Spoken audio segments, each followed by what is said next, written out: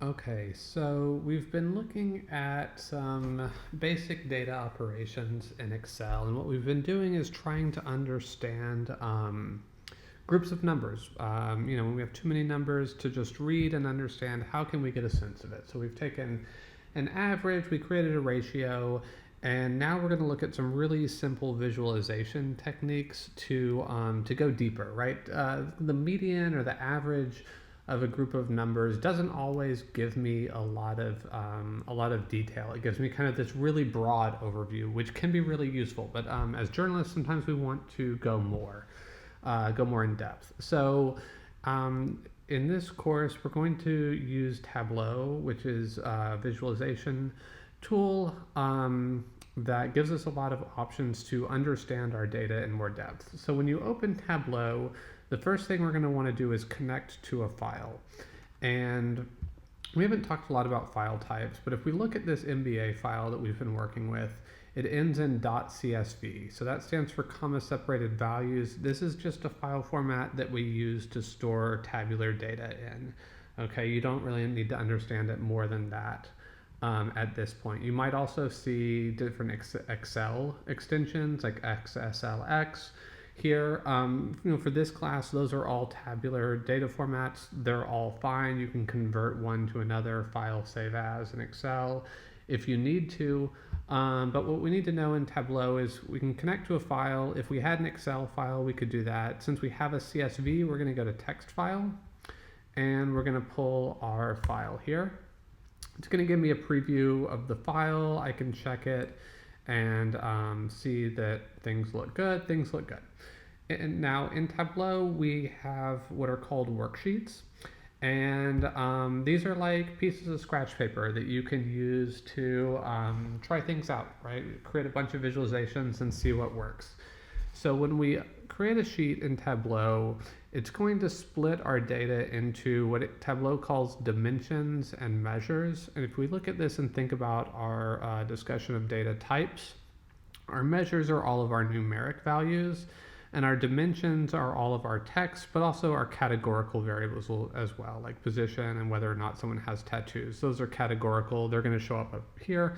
Today, we're just doing some really simple stuff, so we're not going to go very in depth. But we were talking about something like blocks per game, right? And I could take the average of blocks per game, and that might tell me something, but if I visualize that data, I can understand more. So in Tableau, what we're going to do is drag something that we're interested in, and I'm going to drag it up to either columns or rows up here, okay? And for now, we're not going to worry too much, but I want this to go across. Now, a really important thing about Tableau is when I drag this up here, it is trying to combine all of those numbers, and this doesn't tell me much. But if I click right here, I can get a histogram, okay? And a histogram is going to divide my values up into little segments, what are called bins. So this bin is for 0.2 blocks per game, 0.3 blocks per game, and then it's going to show me how many people fall into that bin or that range, okay? So now I can understand not just what my median is, but I can understand where people fall, right?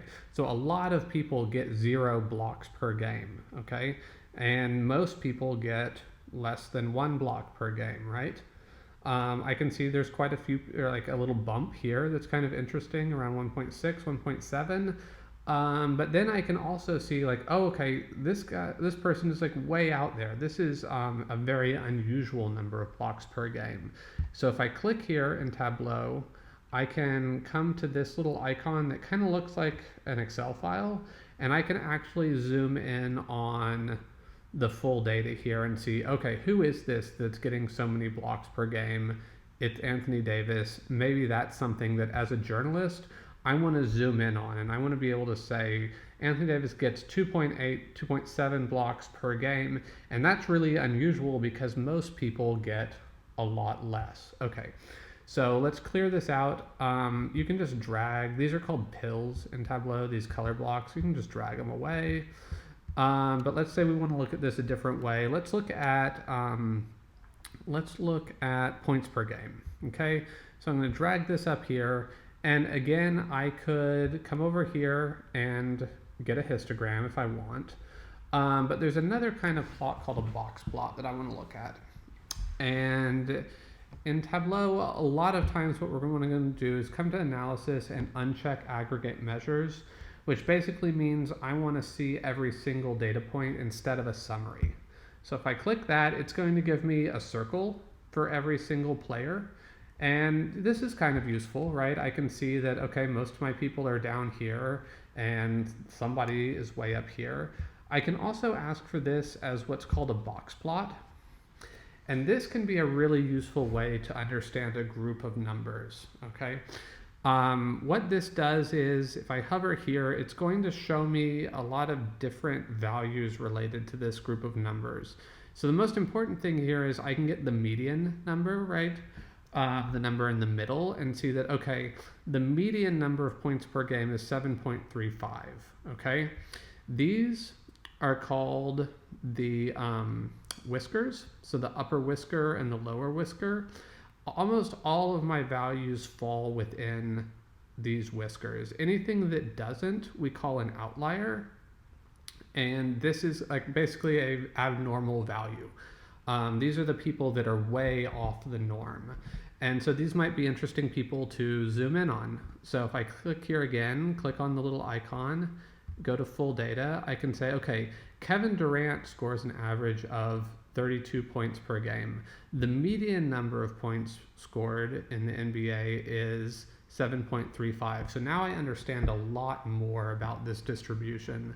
And I understand it in a way that I kind of wasn't able to in Excel. So as we continue in the course, we'll be going much, much deeper in Tableau. But for now, I just wanted to look at a very basic example to go from kind of understanding these columns of numbers, understanding them as averages, and then understanding them as something like a box plot or, again, a histogram.